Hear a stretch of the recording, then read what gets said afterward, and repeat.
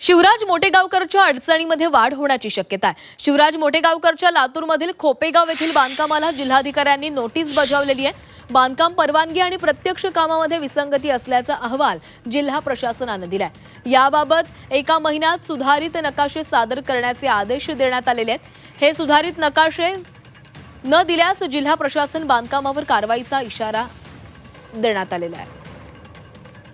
इथला आढावा घेतलाय आमचे प्रतिनिधी वैभव बालकुंदे यांनी।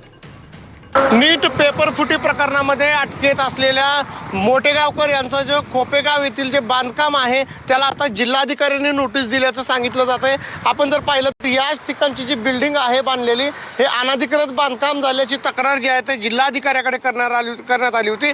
त्यानंतर या नीट पेपर फुटी प्रकरणात अटकेत असलेले जे शिवराज मोटेगावकर आहे याच्या अडचणीत जी आता वाढ होताना दिसते।